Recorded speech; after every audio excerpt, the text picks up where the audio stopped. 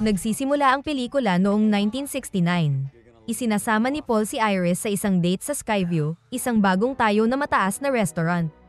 Kinakabahan si Iris sa taas at napansin niyang may batang nagnanakaw ng sentimo mula sa wishing fountain. Bilang alaala sa okasyon, nagpakuha ng litrato ang magkasintahan. Siksikan sa elevator at halos di na magsara ang pinto. Pinagmasdan ni Iris ang nanginginig na pintuan ng elevator at napalunok sa kaba. Lalo siyang kinabahan dahil sinadya ng bata na yapakan ang salamin sa sahig upang takutin siya.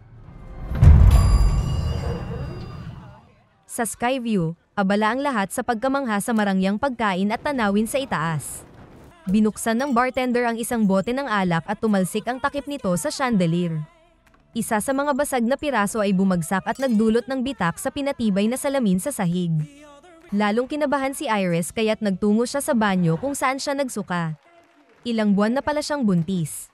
Naroon din sa banyo ang anak ng isa sa mga singer na sinabihan ng kanyang ina na hintayin siya. Nakita ng singer si Iris at binati ito. Hindi pa nasasabi ni Iris kay Paul ang tungkol sa pagbubuntis niya at natatakot siya sa magiging reaksyon nito. Ngunit hinimok siya ng singer na hanapin ang kanyang kaligayahan. Pagkatapos dinala ni Paul si Iris sa observation deck at doon siya nag-propose. Nang sabihin ni Iris na buntis siya, labis ang tuwa ni Paul at tinanggap ni Iris ang alok. Habang nangyayari ito, ang batang pasaway mula kanina ay naghagis ng barya mula sa itaas. Sa eksaktong sandali rin iyon, may kakaibang bugso ng hangin na nagpalipad sa barya papasok sa air shaft ng gusali. Nagdiwang sina Iris at Paul ng kanilang engagement sa pamamagitan ng pagsayaw sa salaming dance floor kasama ang iba pang mga bisita.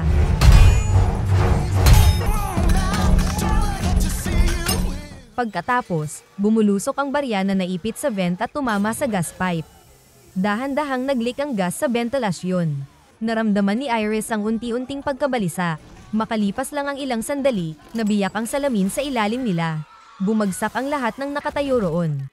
Nakahawak si Paul sa sirang salamin at nakabitin sa ere. Hinablot siya ni Iris ngunit nabali ang salamin at tuluyang nahulog si Paul. May apoy na sumiklab sa restaurant at nang masindihan ito ng gas, nagkaroon ng pagsabog at maraming bisita ang nasunog. Tumakbo ang natitirang mga survivor patungo sa elevator ngunit hindi kinaya ng elevator ang bigat.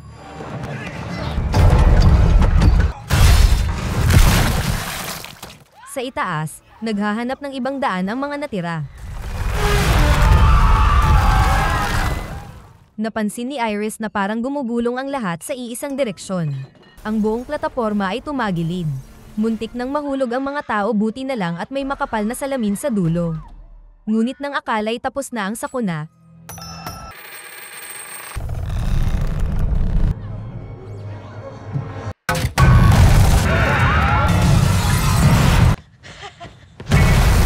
natigilan si Iris, walang kibo sa gitna ng karumal-dumal na trahedya sa loob lang ng 5 minuto. Bigla siyang nakarinig ng mahinang iyak at natuklasan ng isang bata na nakaligtas sa loob ng kabinet. Walang pag-aalinlangang binuhat siya ni Iris. Pero, sa isang himala, nakapitan niya ang gilid ng isang steel beam. Ang nagligtas sa kanila ay hindi lakas kundi isang singsing. Ang singsing na ibinigay sa kanya ni Paul. Ngunit hindi niya ito kayang hawakan ng matagal hanggang sa... Ngunit ang lahat ng ito ay panaginip lang ng isang college student na si Stephanie. Si Iris, ang babaeng nasa trahedya, ay ang kanyang lola. Paulit-ulit nang napanaginipan ni Stephanie ang pangyayaring ito sa Skyview, at bumabagsak na ang kanyang mga grado. Napagtanto niyang si Iris ay ang kanyang lola na matagal nang nawalay sa kanila, at nagpasya siyang mag-leave at umuwi upang magtanong ayon na rin sa payo ng kanyang roommate. Pag-uwi, muling nakasama ni Stephanie ang kanyang ama na si Marty at kapatid na si Charlie. Nang tanungin ni Stephanie si Marty tungkol kay Iris, naging mailap ito. Sinisisi niya si Iris sa pag-alis ng ina ni Stephanie na si Darlene. Ilang ulit ding naging mailap si Charlie sa kanya, dahil hindi man lang daw siya nagparamdam mula nang umalis siya para magkolehiyo. Dinala ni Stephanie si Charlie sa kanilang mga pinsang sina Julia Campbell, Eric Campbell at Bobby Campbell. Maliwanag na mas napalapit na si Charlie sa mga pinsan kaysa kay Stephanie. Sinubukan ni Stephanie na makakuha pa ng impormasyon mula sa kanyang tiyuhin na si Howard at tiyahin na si Brenda. Ipinaliwanag ni Howard na noong lumalaki sila ng ina ni Stephanie na si Darlene, Ang takot at trauma na nakuha ni Iris mula sa kanyang karanasan at pagkamatay ni Paul ay naipasa niya sa kanyang mga anak. Tila nawalan ng katinoan si Iris. Kinandado niya silang dalawa ni Darlene sa loob ng bahay at paulit-ulit na nagbibigay ng babala. Kapag lumabas kayo, mamamatay kayo sa aksidente. Lalong lumala ang kanyang kondisyon at sa huli, dinala siya sa isang care facility. Noong ipinanganak na ang mga apo na sila Stephanie at iba pa ay nagpadala si Iris ng mga sulat na may nakakatakot na larawan ng mga napinsalang katawan. Mariing nagbabala si Howard na wag kakausapin ang kanyang lola. Ngunit sa paulit-ulit na pakiusap ni Stephanie kay Brenda, naawa ito at ibinigay ang kahon ng mga sulat ni Iris na nagbababala sa kanilang pamilya tungkol sa kamatayan. Gamit ang mga sulat, natunton ni Stephanie si Iris. Nakakulong na ito sa isang secured compound ng mahigit 20 taon at malubha na ang karamdaman. Pagpasok niya sa loob, may mga matutulis na kahoy na poste na nakapalibot sa bakuran at may barbed wire sa lahat ng dako. Ang mga lumang kaldero at kawali nagsisilbing paunang babala, kumakalansing na parang mga improbisadong alarm. Nagmistulang kuta ang buong lugar na itinayo para sa kaligtasan. Ipinaliwanag ni Stephanie ang dahilan ng kanyang pagpunta. Palagi siyang nananaginip ng isang bangungot, isang malagim na aksidente sa Skyview platform. Kailangan niyang malaman kung ano talaga ang nangyari. Para kay Stephanie, nakakatakot ang panaginip. Ngunit sinabi ni Iris na ang panaginip ni Stephanie ay mga premonition niya sa Skyview pero hindi ito talagang nangyari. Ibinunyag pa niya na may kakayahan siyang makita ang kamatayan. Kaya gumawa siya ng isang notebook na naglalaman ng lahat ng tala niya tungkol sa kamatayan sa loob ng maraming taon. Ibinunyag ni Iris na matapos ang kanyang premonition, nailigtas niya ang lahat sa Skyview. Everyone's going to die. Iris? Give me that. What the hell, lady? The glass is about to break. Everyone needs to get off now. Pero hindi doon natapos ang lahat. Sa loob ng 20 taon, lahat ng nailigtas niya sa Skyview ay isa-isa ring namatay sa mga kakaiba at di inaasahang aksidente. Pati ang asawa niyang si Paul ay hindi rin nakaligtas sa kamatayan. Walang sino man sa kanila ang nakatakas sa tadhana ng kamatayan. Mula noon, nagtago na si Iris sa lugar na ito upang takasan ang kamatayan. Ngunit ngayon, may malubha siyang sakit na terminal cancer. Ang makakita ng kamatayan ay hindi isang regalo. Wika niya kay Stephanie. Ito ay isang sumpa, isang nakakatakot na sumpa. Ang katotohanang paulit-ulit na nananaginip si Stephanie, ibig sabihin, ipinapasa na sa kanya ang sumpa. Sa loob ng 20 taon, pinag-aralan niya ang lahat ng paraan ng pag-atake ni kamatayan. Mga patibong, aksidente, at iba't ibang mga pattern. Iyon lang ang dahilan kung bakit siya nabuhay ng ganito katagal. Ngayon na alam na ni Stephanie ang katotohanan sa likod ng kanyang mga bangungot, balak na niyang bumalik sa paaralan. Pero pinigilan siya ni Iris. Aniya, itinuon na ni kamatayan ang atensyon nito sa kanilang pamilya. Kung totoo ngang may kakayahan si Stephanie na makita ang kamatayan, may responsibilidad siya na protektahan ang kanilang pamilya. Pero hindi kumbinsido si Stephanie sa bagay na ito. Para sa kanya, panaginip lang ang lahat. Stephanie!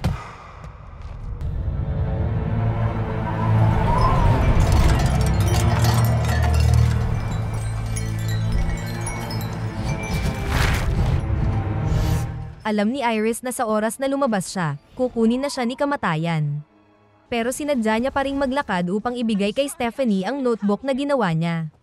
Sinabi niya na lahat ng paraan para protektahan ang kanilang pamilya mula sa kamatayan ay nakasulat sa notebook na ito. Pagkatapos, umatras si Iris. Handang patunayan na hindi siya baliw at totoo ang lahat ng sinasabi niya. Seeing is believing. Sa libing ni Iris, dumating ang ina ni Stephanie na si Darlene na ngayon ay nakatira na lamang sa RV at palipat-lipat sa mga trailer park. Galit si Stephanie sa kanyang ina dahil iniwan sila nito noong bata pa sila. Hinarap din siya ni Charlie dahil ginawa raw ni Stephanie ang parehong bagay nang umalis siya para sa kolehiyo. Nagdaos ng memorial barbecue ang pamilyang Campbell at dumalo rin si Darlene. Hinikayat siya ni Howard na manatili na sa bahay nila, ngunit tumanggi ito. Tinipon ni Howard ang lahat upang mag-toast at sabihing pahalagahan ang bawat sandali habang meron pa.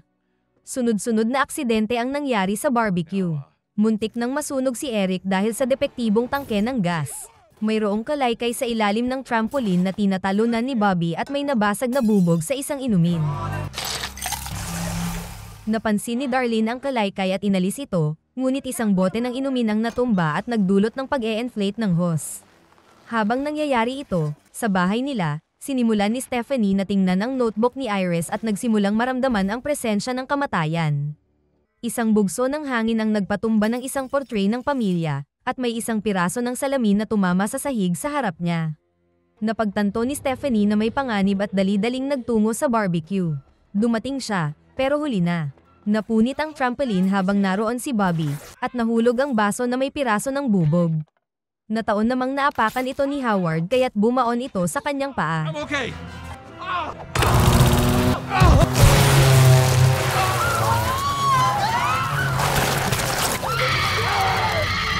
Pagkatapos ng libing ni Howard, tinipon ni Stephanie ang pamilya para pag-usapan ang mga tala ni Iris. Sa paglipas ng mga taon, dumarating ang kamatayan sa bawat isa na nakaligtas sa Skyview Premonition na hindi dapat nabuhay. Kinukuha rin ng kamatayan ng pamilya ng mga nakaligtas sa Skyview dahil hindi dapat sila umiral. Dahil kinuha na ng kamatayan si Iris, sunod nitong tinutugis ang mga kamag-anak sa dugo ni Iris na mula sa matandang edad pababa. Ito ang dahilan kaya si Howard ang naunang namatay dahil siya ang panganay na anak ni Iris. Ang susunod ay si Eric na siyang panganay ni Howard, sunod ay si Julia, ang ikalawa, at sunod si Bobby na bunso. Pagkatapos, lilipat naman ang sumpa ng kamatayan kay Darlene, sunod kay Stephanie, at sunod kay Charlie na bunso. Dahil sila ay hindi dapat umiral kaya taglay nila ngayon ang sumpa ng kamatayan. Ngunit hindi kabilang sa sumpa ng kamatayan ng kanyang ama at tiyahin na si Brenda dahil sila'y mga tagalabas. Ngunit may isang paraan. Ayon sa tala ni Iris, may isang taong nagngangalang JB na umano'y nakaligtas sa sumpa ng kamatayan. Kaya kailangan nilang mahanap ang taong ito. Galit na galit ang pamilyang Campbell kay Stephanie sa kanilang narinig at nagsialisan, sinasabing nababaliw na rin siya gaya ng kanilang lola. Isang gabi, natapos na si Eric sa kanyang tattoo shop matapos umalis ang huling customer. Mainit sa loob, kaya binuksan niya ang bentilador, nagpahinga, at tinato niya ang inisyal ng kanyang ama sa braso bilang parangal. Tumutugtog ang malakas na musika sa background. Sa lakas ng bass, nahulog ang isang laruan mula sa mesa at doon nagsimula ang chain reaction. Natamaan ng kanyang upuan ang counter dahilan para matumba ang bote ng disinfectant. The fuck?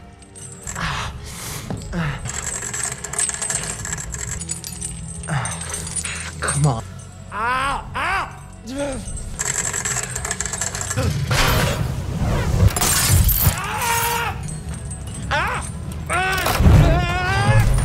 Sumiklab agad ang disinfectant at nagliyab ang sahig. Kinabukasan, alalang-alala si Stephanie kay Eric sa pagkaalam na siya na ang susunod sa listahan ng kamatayan. Agad silang kumilos ni Charlie para hanapin si Eric, ngunit laking gulat nila nang madatnan si Eric na buhay na buhay. Iniligtas siya ng suot niyang leather jacket mula sa apoy at may kaunting paso lang sa braso. Kung totoo ang sumpa, paano siya nakaligtas? Dapat ay patay na siya. Sinubukan siyang babalaan ni Stephanie tungkol sa kamatayan, ngunit kinutya siya nito, kahit pamuntik na siyang masagasaan ng ambulansya. Pagkatapos, sinabi ni Julia kay Stephanie na tantanan na sila. Ngunit isang sunod-sunod na pangyayari ang naganap. May mga batang naglaro ng soccer at tinamaan si Julia sa ulo ng bola, dahilan para mahulog siya sa basurahan. Habang sinusubukang iligtas siya ni Stephanie kasama sina Charlie at Eric na humahabol sa truck, huli na ang lahat at nadurog ang ulo ni Julia sa compactor. Dahil sa pangyayaring ito, doon pa lamang naniwala ang pamilya kay Stephanie. Sa gitna ng kalituhan ni Stephanie sa pagkakasunod-sunod ng kamatayan, inamin ni Brenda ang katotohanan na hindi siya tunay na anak ni Howard. Ito ang dahilan kung bakit hindi siya kasama sa sumpa. At dahil dito, si Bobby na ngayon ang susunod. Nagpasya sina Stephanie, Charlie, Darlene, at Bobby na hanapin si JB na nagtatrabaho sa ospital. Sumama rin si Eric para bantayan si Bobby. Sa biyahe, nagsimulang magkaayos sina Stephanie at Darlene. Pagdating sa ospital, nalaman nilang si JB ay si William John Bloodworth, anak ng mga awit na iniligtas ni Iris sa Skyview Premonition. Sa paglipas ng mga taon, naging magkaibigan sila ni Iris at nagtulungan sa pananaliksik tungkol sa kamatayan. Ipinaliwanag niya sa pamilya ang mga patakaran ng listahan ng kamatayan at kung paano ito matatakasan. Maaari kang pumatay ng iba para kunin ang natitirang buhay nila, o mamatay at muling buhayin. Sinabi rin niyang dahil patay na si Iris at may cancer siya, alam niyang malapit na rin ang oras niya. Nagretiro si Bloodworth sa trabaho, nagpaalam sa pamilya, at hiniling na sulitin ang nalalabing buhay nila. Habang nag-uusap sina Stephanie, Charlie, at Darlene tungkol sa susunod nilang hakbang, nagpasya sina Eric at Bobby na gumawa ng sarili nilang plano. Matapos pag-usapan at tanggihan ang ideya ng pagpatay sa isang sanggol, naisip ni Eric na isailalim si Bobby sa kanyang matinding allergy sa peanut para mamatay pansamantala at buhayin sa ospital. Sinubukan ni Eric na kumuha ng peanut butter cups mula sa vending machine, ngunit nagkaaberya ito. Binugbog niya ang salamin upang makuha ang peanut. Pagkatapos, pumasok ang magkapatid sa isang MRI room at hindi sinasadyang napaandar nila ang makina. Pagkakain ni Bobby ng peanut, tila walang nangyari. Pero ilang sandali lang ay umepekto na rin ang kanyang allergy sa peanut at halos hindi siya makahinga. Sa sandaling ito ay naging aktibo ang magnetic field ng MRI at kinaladkad ang lahat ng piercings mula sa katawan ni Eric.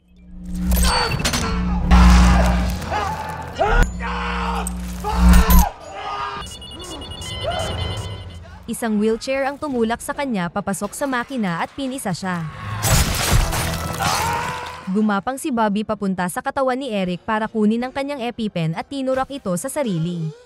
Ngunit pagbukas ng pinto ng nurse, lumipad ang spiral coil ng vending machine at tumama sa bungo niya.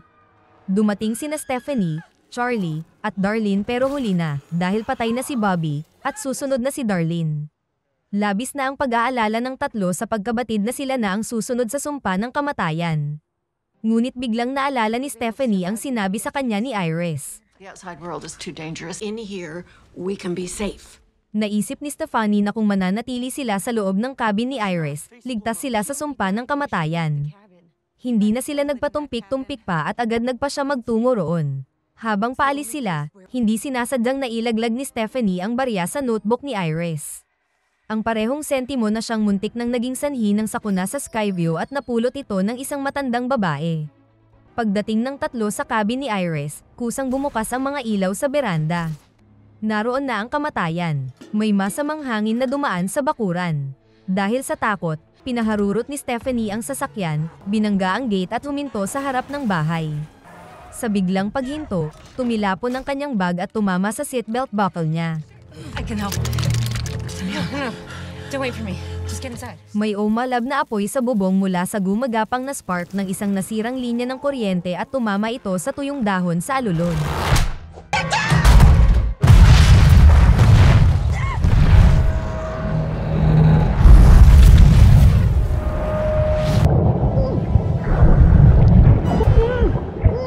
Samantala, naipit si Charlie sa mga bumagsak na debris.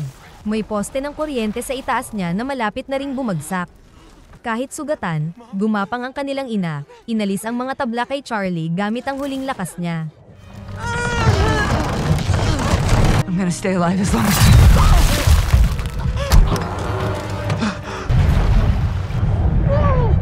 Sumisid si Charlie sa kotse. Kinuha niya ang kutsilyo para maputol ang seatbelt ni Stephanie. Pero dahil sa pag-aalboroto nito, nahulog ang kutsilyo sa tubig. Tumigil sa paggalaw si Stephanie at nawalan siya ng malay.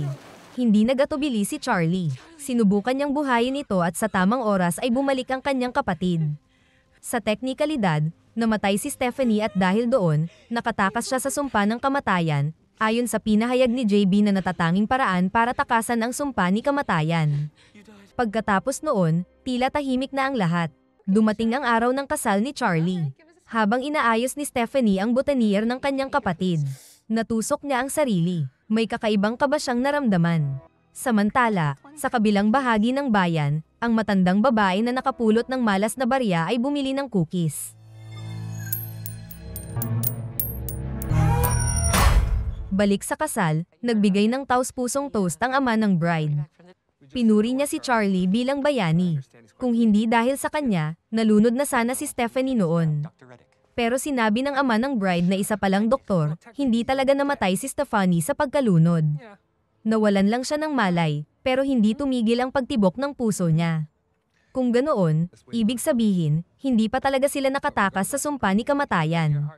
Sa mismong sandaling iyon, isang tren na may kargang troso ang naderail at lumihis sa riles, at dumiretso sa magkapatid. Tumakbo sila ng mabilis, at sa pagbagsak ni Stephanie sa lupa, biglang huminto ang tren. Pero hindi pa dito nagtatapos.